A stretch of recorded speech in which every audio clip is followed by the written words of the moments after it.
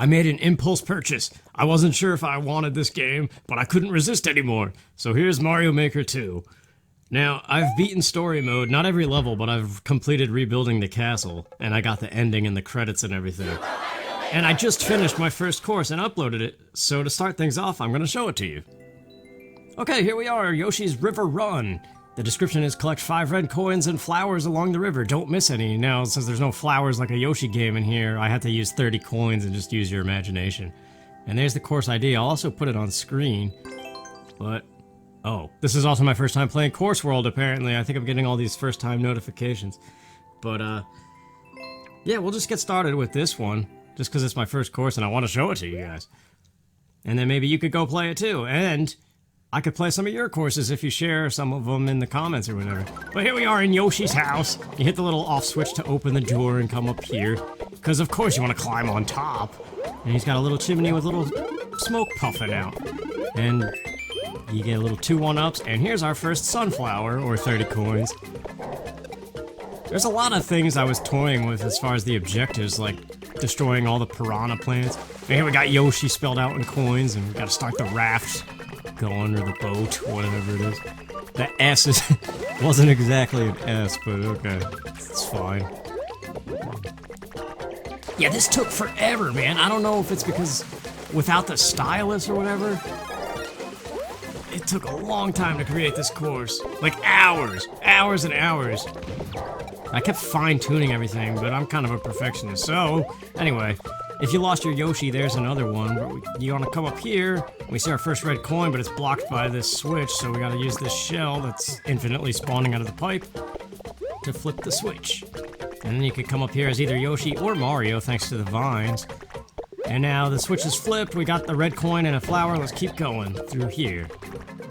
And now we got a snake block. Riding along the river again. All the stuff up there is mostly decoration. I was just trying to get creative with the terrain instead of just filling it all in.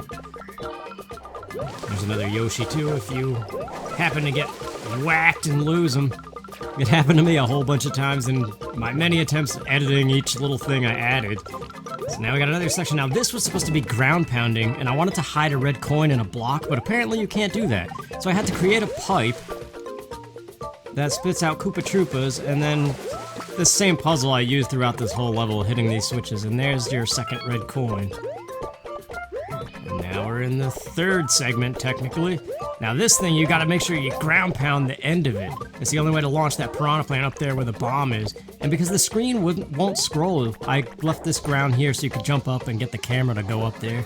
So the piranha lights the bomb on fire, and gives you access to the next red coin, and opens the way. And here's your other sunflower, don't forget it. I'm gonna call them sunflowers because that's what I wanted them to be. Now, that's just a reminder. Those 3 coins in the spiny are to remind you 3 red coins up to this point. If you don't have it, go back. Because I didn't really safe-proof later on. But now we got Red Yoshi, and this sub-level fills all the way up with water at the fastest speed. But Red Yoshi, when you have a fire flower, spits 3 fireballs. By himself, he just shoots 1 middle one. But you get that spread shot if Mario has fire too.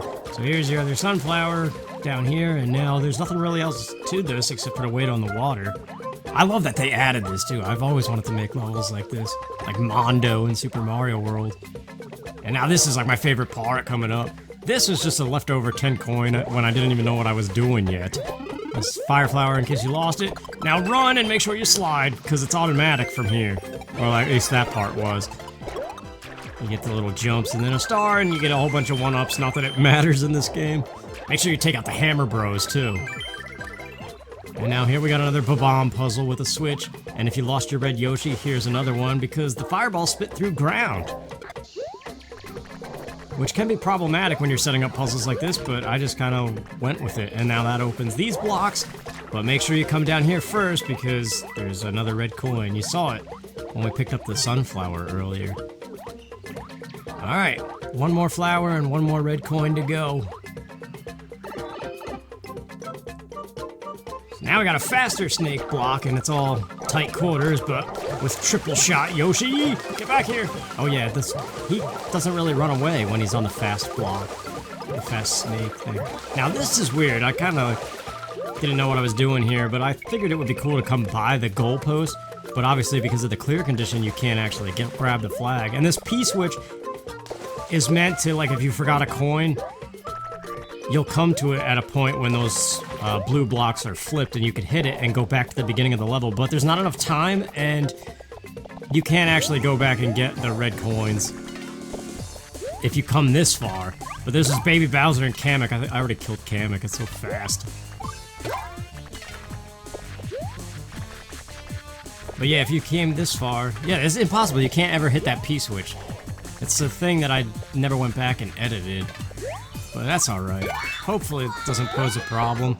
But we get Baby Bowser's small key and come in here. And this kind of puts us in that decorative area that's above everything else we already did.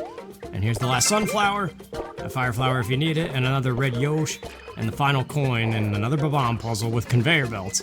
Now make sure you don't move, because you gotta get this red coin, which gives you the final key to the end of the area.